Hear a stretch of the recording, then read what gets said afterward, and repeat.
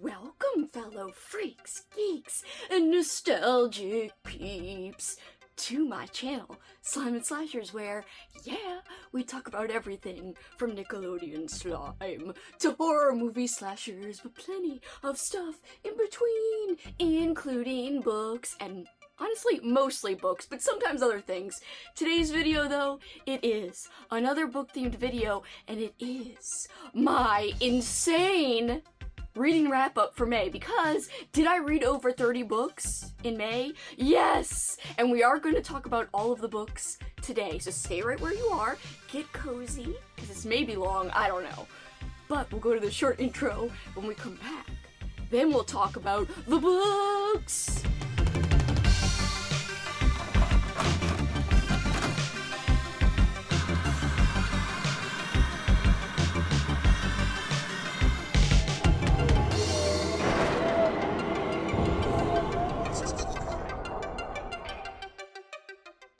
Welcome back, guys! As I said in the intro, I went into beast mode in May, and I read over 30 books. However, I do want to clarify that quite a few of the books were children's books, including, I believe, I read 5 Bunnicula books, and those are so cute and so easy to listen to / read, so, you know, make of the number what you will.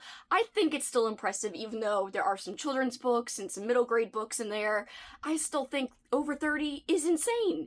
I really went hardcore, I went ham, and let's just get into it and I'll let you know what I thought.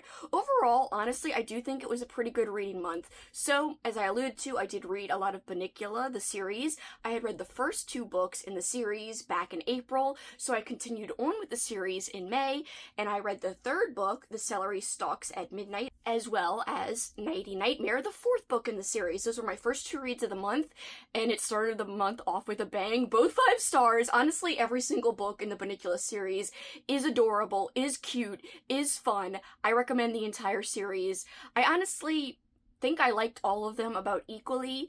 I think maybe the 2nd book is one of my favorites, but I really do love the 1st book. The 1st and the 2nd I think are my favorites, but every other book is also fantastic as well. And I do highly recommend the audiobook. Big props to Amy from Amy Noel Reads for putting Bunnicula on my radar, because she was really touting this series last year, and so if it wasn't for her praising it for so long, I probably wouldn't have picked it up. So thank you, Amy, you're a genius, because I honestly can say that the Bunnicula series is probably my favorite middle grade series of all time, or children's series of all time, whatever you want to call it. So I'll just jump ahead and include the other books. So the other books in the series include Return to Holiday Inn, and that's Holiday Inn, like howl. Anyway, Return to Holiday Inn, Bunnicula Strikes Again, and Bunnicula Meets Edgar Allan Crow. So I read 5 out of the 7 books in the series in May, all 5 stars, all incredible. I don't want to go through the synopses, just read them. Like, trust me. Trust me and trust Amy, because she's the one who first recommended it. Read them! Just read them. Next up, I read Bloody Fool for Love. Alright, big shout out to Amy. No, not the same Amy from Amy Noel Reads, but the other Amy I know, Amy McCaw, who's a fantastic author, and also she is a booktuber. She put this on my radar when we were on a live chat together, and oh my gosh, I am so glad I read this. It was so cute and really fun, and it captures the spirit of Spike. So this is a Buffy prequel, and it is I say Buffy, it is a Buffy universe prequel. So yes, it takes place in the Buffy the Vampire series universe, but it's all about Spike, and at this point in Spike's life, he's still with Drusilla, and it's fantastic. They are trying to deal with the departure of Angel, who's just left the group, and Darla's still alive in this book as well, and they're trying to get acclimated and find a comfortable spot in the city that they live in, and they have to go through a lot and face some other big bads. It's a lot of fun. And I actually love the romance between Spike and Drusilla. I think their characters are great together, and it's really adorable, their relationship and how Spike feels about her in this book particularly. Of course, I like Spike with Buffy more, But that's neither here nor there. This is still worth picking up. I gave this 4 stars. It is a YA, so if you don't like that, I guess tread lightly, but I think it's worth reading if you're a big Buffy fan, and I do think it captured the voice of Spike very, very well, as well as the voice of the other characters we know pretty well, like Drusilla. Next up, back to the other Amy, Amy Noel reads her book club, the Dark Hearts book club. Her pick for May was The Reapers Are the Angels, and I dug into it and it was fantastic. I also read this for Kat's readathon, Zombathon. It's actually a readathon / watchathon that she does every year, and I read more zombie books this year than last year, and I'm very happy with my progress. This was a good first zombie book to dig into for Zombathon, and very character driven. We're following this girl, and she's on a journey to kind of find redemption, and she meets others along the way, tries to take care of others along the way, and, you know, obviously a lot of human danger is involved with a zombie apocalypse story, and this one's no different, but again, it's more character-focused than action-focused, and I really did love the main character here. She was very unique for a zombie apocalypse protagonist, so I highly recommend. I gave this 4 stars. I probably would have given it even higher, but the audiobook, I feel like the narration of the main character in the audiobook made her sound so much older than what she was. Mentally, she is more mature for like a teenager, but she just sounded like a 30-year-old when she's supposed to sound like a teenager. So that's my only big qualm with it, but otherwise, really, really enjoyed. Fantastic read. If you like zombie books, this might be a very unique one for you to pick up because it's not your normal zombie apocalypse book. But beware, again, it is very character-focused versus action-focused. Next up, man, F this house! I love this. Freaking, it is horror comedy done right. It is a super unique take on a haunted house story. Love, love, love. This is actually the second book I've read by Brian Assman, the author here, and I've loved both of the books. The first one was like a ridiculous zombie elf story, and it was very tongue-in-cheek, very humorous. Doesn't work for everybody, but it worked for me. I believe I gave that one 5 stars. I'm giving this one 4.5 stars. Sorry for all the fingerprints. It's that type of book where, you know, every freaking handhold you put on it leaves a fingerprint just because of the type of cover it is. But this was so, so enjoyable. I don't want to tell you what the unique element is to make it a different type of haunted house story, but it is humorous, and I don't know, I really enjoyed it. Had a great time. Didn't have audio, so it was a super quick read. If you're looking for a nice, quick novella, this could fit perfectly. And if you're new to horror, I think this could be a good book for you because it's not super heavy on the horror in terms of it's not super difficult to read. It's not super scary. It mixes in humor, so it makes it a little more digestible when you get to the horror parts. And this was actually given to me for my Patreon jar. Everyone on my Patreon gets to submit a book or a book prompt or a movie prompt for my jar.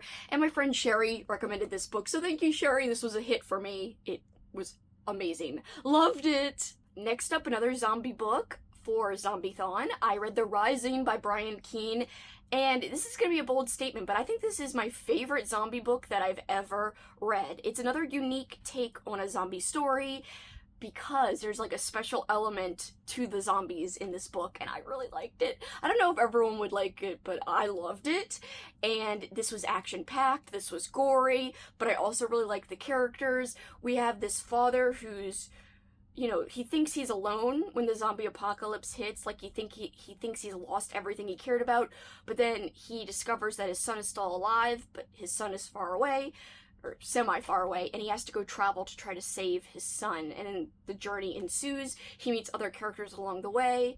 Please ignore this sticker, I gotta get it off, but this was a 5-star read, easy 5 stars. If you like action-packed zombie stories that really pack a punch and are something different, I would recommend this one. Of course, there are some vintage horror elements, because this is like from the early 2000s. Those kind of elements probably wouldn't work for everybody, but it worked for me. I actually didn't like the other Brian Keene book I read called Ghoul. I just thought it was okay. I say I didn't like it. I should say that I thought it was alright, like I just said.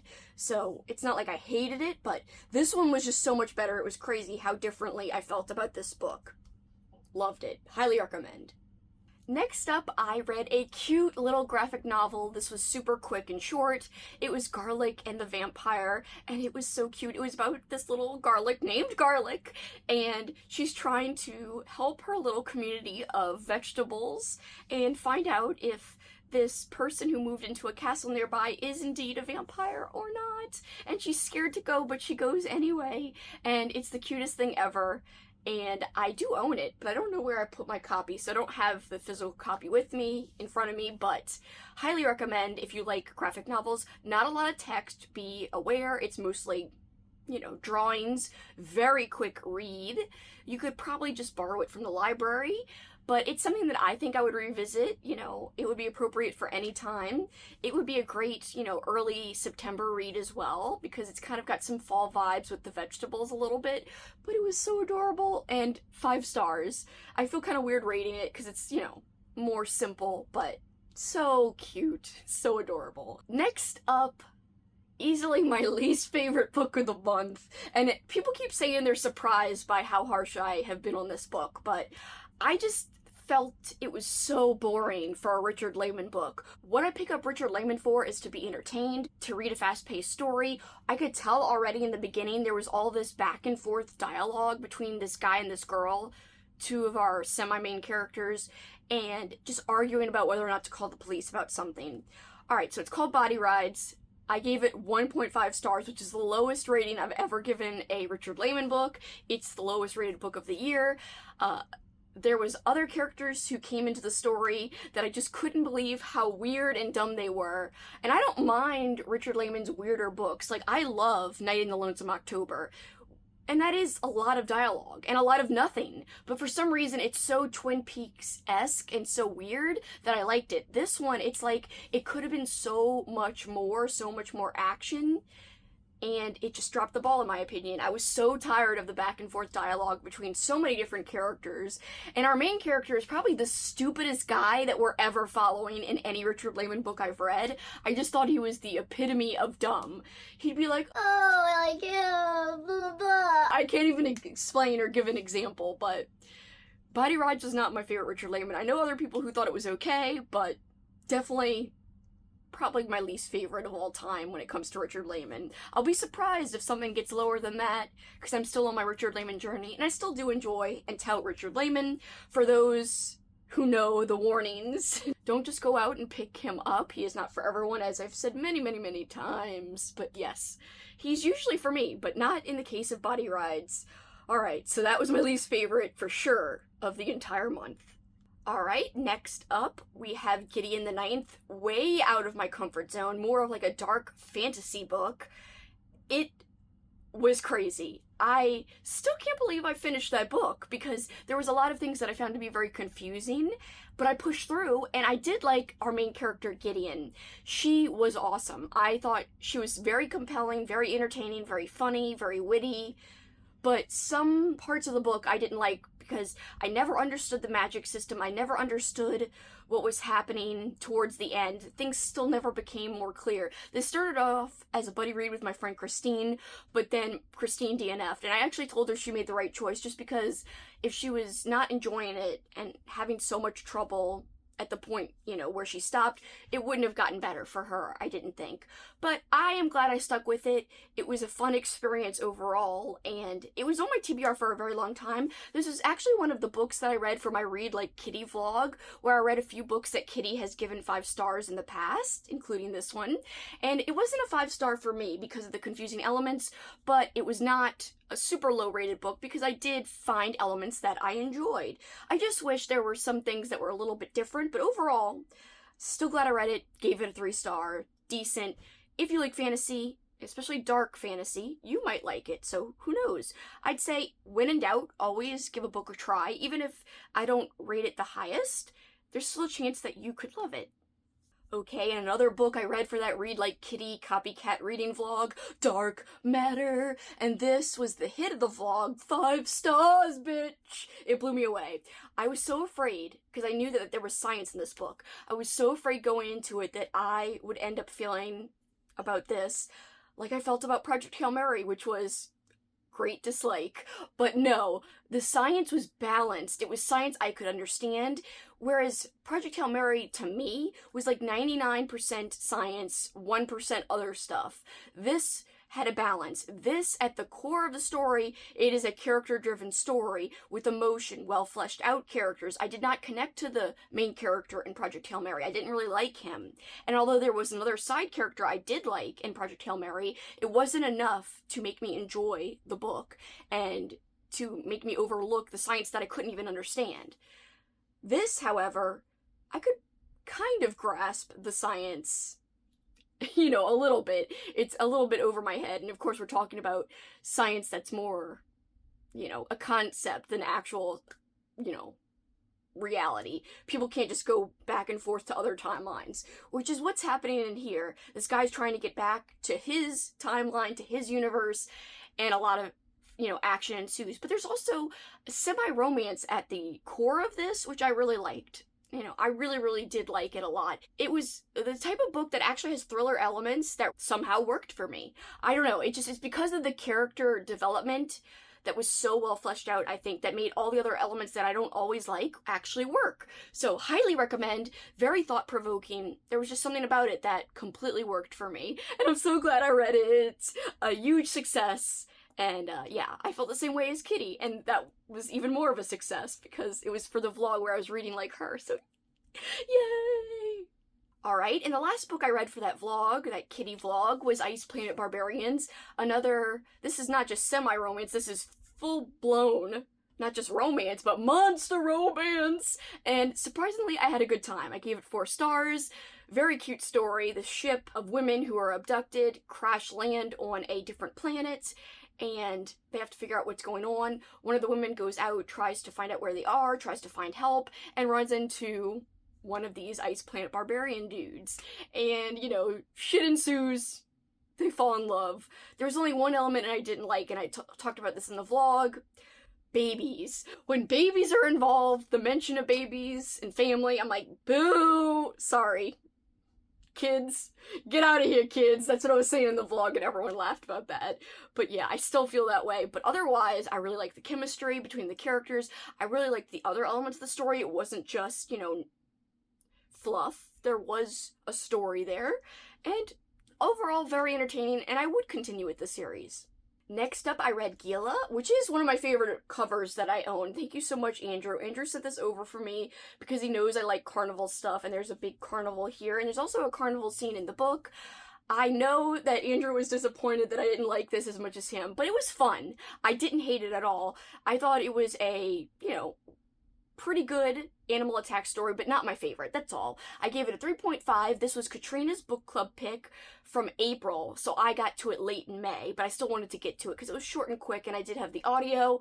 But also, big thanks to Andrew, because again, he sent me this copy, and it was his host rec for Old School April, so I kind of got to it late for both, you know, Andrew's reasons and Katrina's reasons, because, you know, it was stuff for April, but it's better late than never, right? And I still had fun with the story, and overall, the cover is amazing no matter what. But yes, 3.5, enjoyable, recommend if you already like animal attack books.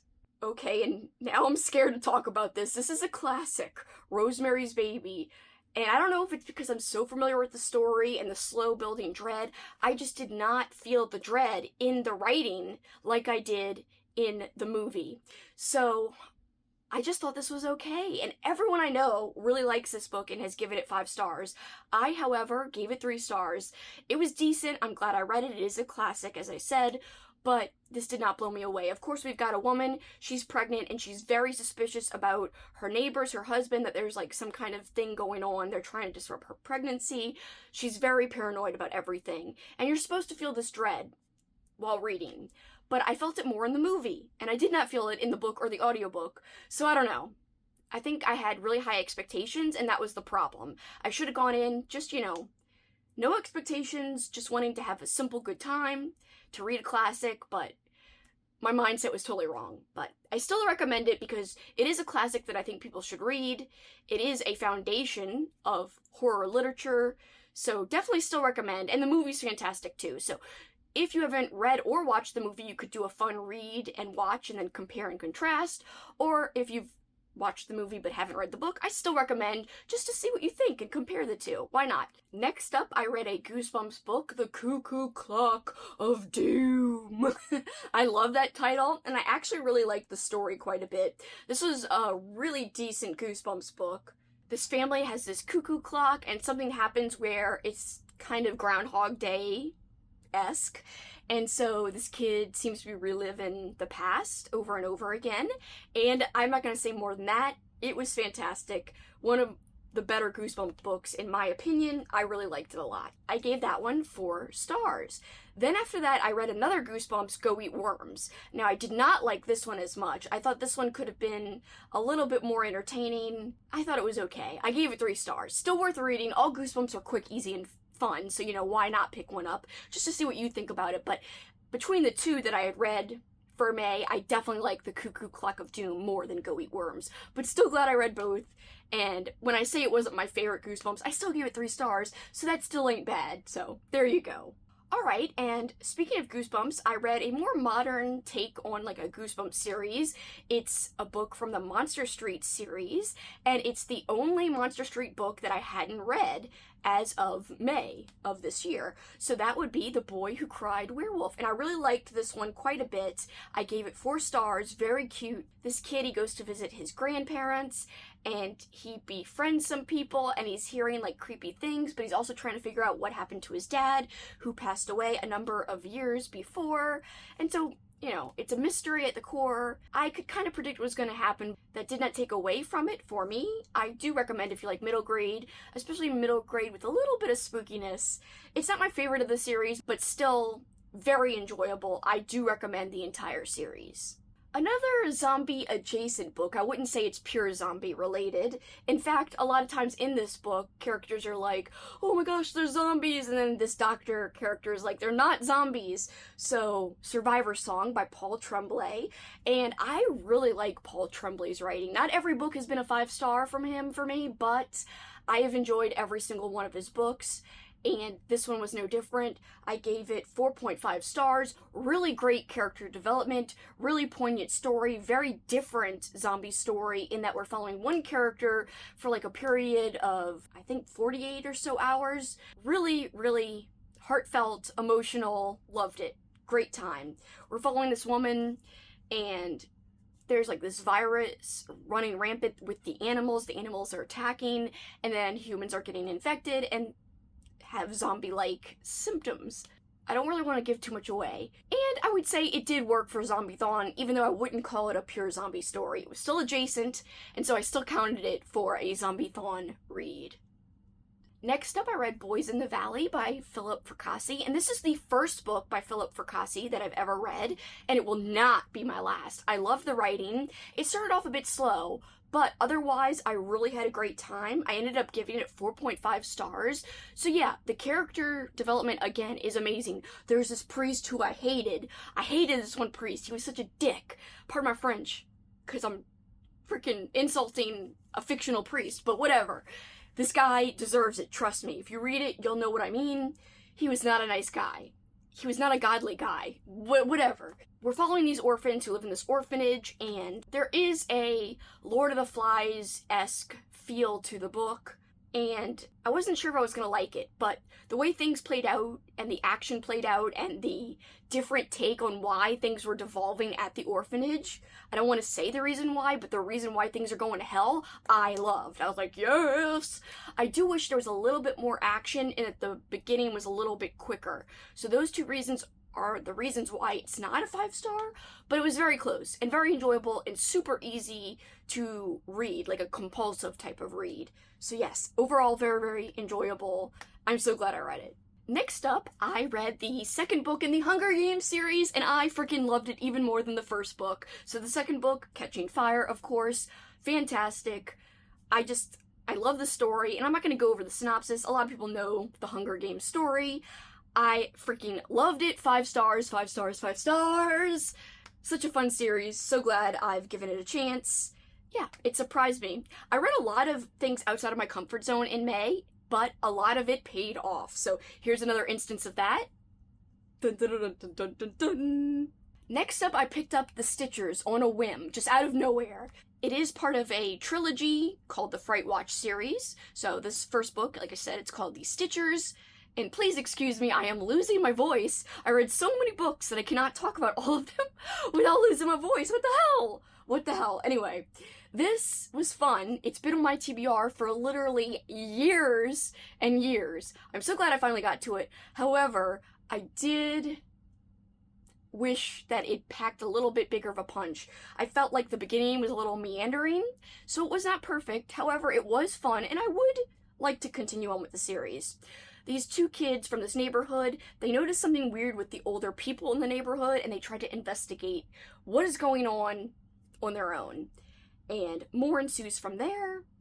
And like I said, I think it meandered a little bit too much, but still enjoyed. I ended up giving this one a 3.5, but I am going to round it up on Goodreads because, again, it was still a fun time. I still enjoyed the mystery at the core of the story. So yes, recommend if you enjoy YA reads. Next up, I read The Abyss, and this was a buddy read with my friend Katrina from the channel Katrina Brown and Andrew from It Came From The Page.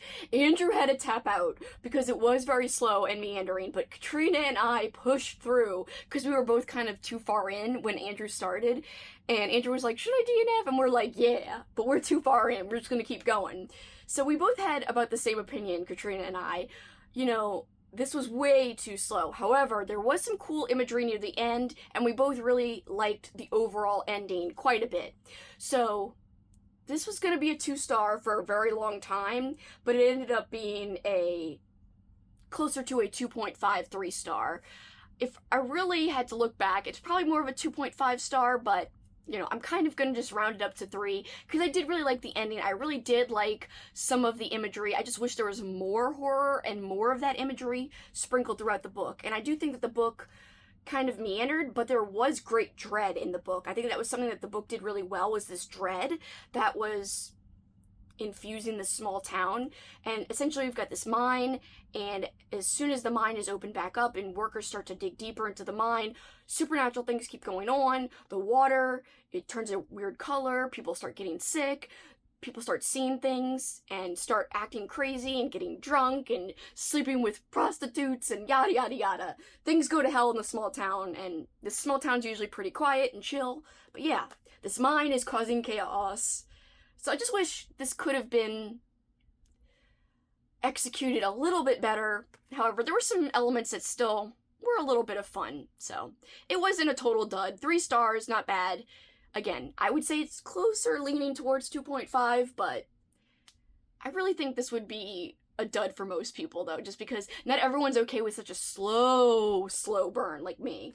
Katrina gave it a 2.5, I believe, so yeah, we were about on the same page. Next up, I read a book that's basically just an audiobook. It's called Spock vs. Q, and the audio is John Delancey and, of course, Leonard Nimoy doing the character voices, which, of course, they played the characters on the shows. Star Trek TNG, also mixed with Star Trek, the original. Awesome. Loved it, loved it, loved it. It was a fun little conversation between Spock and Q, and it was like a stage presentation, like a live recording. I really had a good time. Solid 4 stars. Again, not your traditional book in that it's really just an audio format, but you can find it on Goodreads, so there's that. Then I read a romance book, so more books out of my comfort zone. I had a goal at the beginning of the year to read more Sarah Hogel, who is the author of basically my favorite romance book I've ever read, which is called Just Like Magic. So I picked up another one of her books called Twice Shy, and I loved it. It was so adorable, so cute. This girl, she struggles with being a little timid, never, saying what she wants, never standing up for herself. She actually gets willed by a relative who she hasn't seen in a long time, a house and a cottage, and she goes there, but there's someone else who was willed the same property, and they have to kind of make it work where they're there together and developing the place together. And romance may or may not ensue. It's pretty standard to assume that it does ensue, but whatevs. I loved it. 5 stars. So cute. Sarah Hogel! She could be my favorite romance author. We'll have to see. I have to read more to really know, but I also read another book by her, and I'll just dig into that. It was a couple of days after this one, but I also read You Deserve Each Other, and this one I didn't like as much as Twice Shy or Just Like Magic because it was kind of like this couple, they were engaged, but they were both annoyed with each other, especially the girl was really annoyed with him, and was almost like she was trying to sabotage their engagement, so it felt like enemies to lovers, which I'm not sure I always like, but the reason why I think I don't like it is because the bickering got on my nerves between the two of them. I'm like, just get over it. Like, some of the problems could have been solved so much easier between them if they had just talked it out and communicated their feelings, and I don't know. So to me, I didn't like that one as much, but still enjoyable, still a 4-star, which is a solid rating for me. But yeah, Twice Shy was definitely my favorite out of those two that I read in May, both by Sarah Hoggle. But yeah, I am so excited to read more by her in the future. Next up, I read a short classic story, The Yellow Wallpaper, about this woman who kind of goes mad in this room with yellow wallpaper. And it's a very quick read and very fascinating. 4 stars, really solid. Definitely recommend.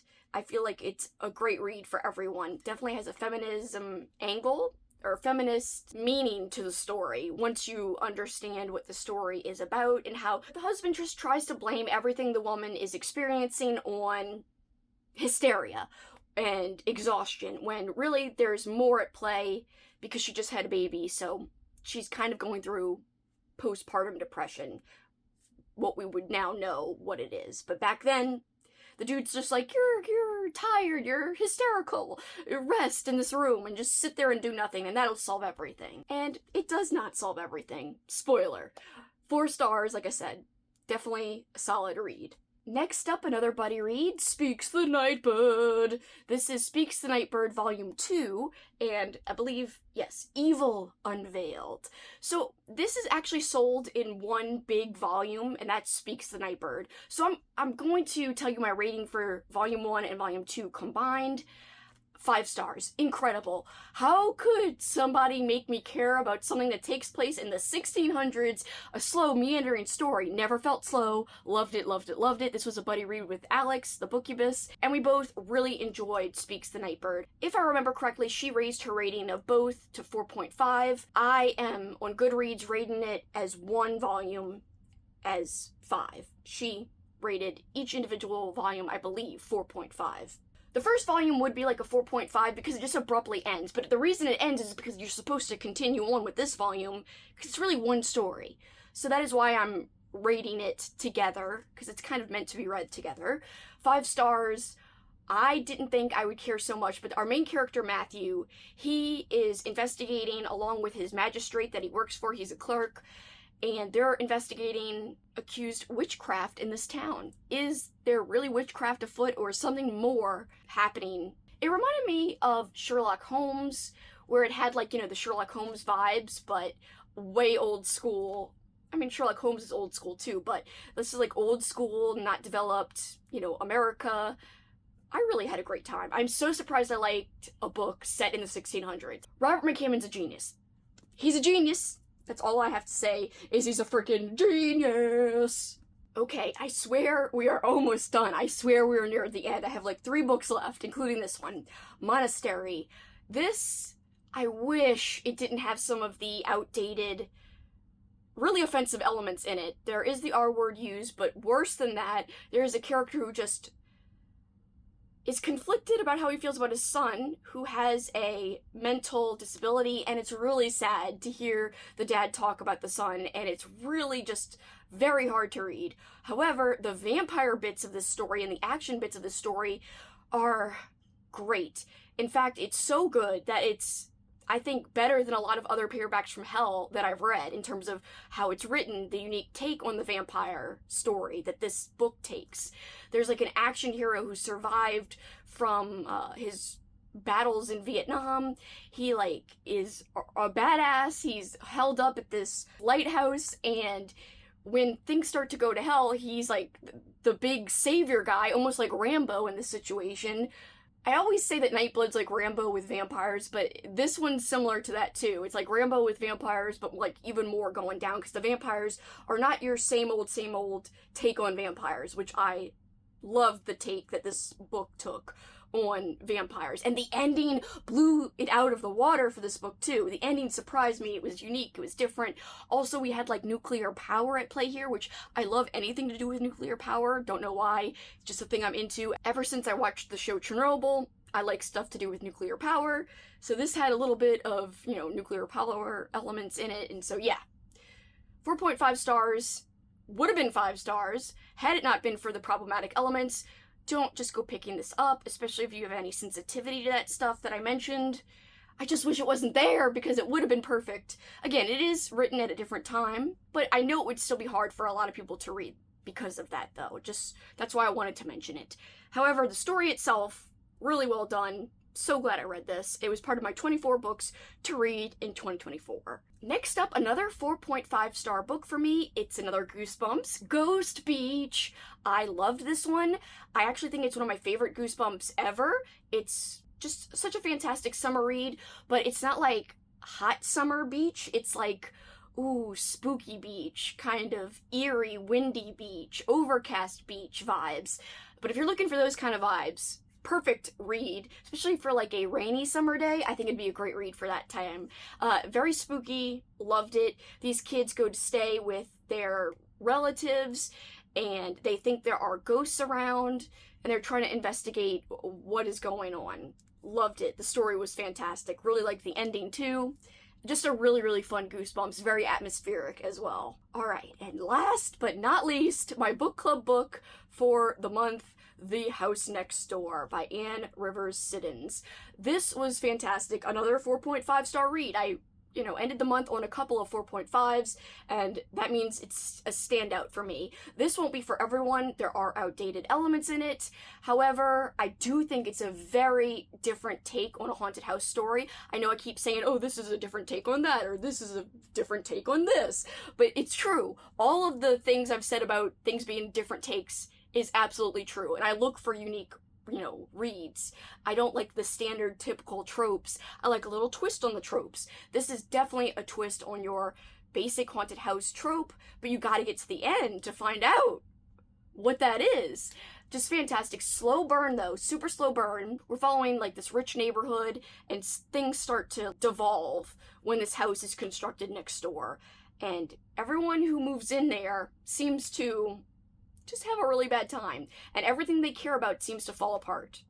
So, I thought it was wonderful. Slow building dread. I love books like that, so this really delivered, and I enjoyed the audiobook. The audiobook really helped with, like, the slow nature of it. Whenever a book's gonna be a slow burn, I feel like audio helps me, and it helps put me in, like, the atmosphere of the book, and it doesn't make me feel like I'm rushing, impatient to get to the end, or to the punchy parts of the book.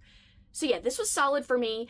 I am going to say, I'm not going to do a live show for every one of my books this year like I was planning on originally. So if I said there was going to be a live show for every single book, I'm actually going to revise that now. Some books I will do a live show for, and other books I will not. I think this will be one that I don't do a live show for. I don't think a lot of people read it. Only a few I know were talking about it on Discord, but I do think I'm going to have one for our June read, and I do think I'm going to have one every now and then. They'll always be discussed on the Discord, so if you're looking to discuss this book, please go over to Discord. Same thing with The Never-Ending Story from April. That was our April read. That is just going to be a Discord only. I'm so sorry because I had Crystal and Amy read the book. They did read the book as my co-hosts, but their thoughts will be on the Discord. I'm so sorry.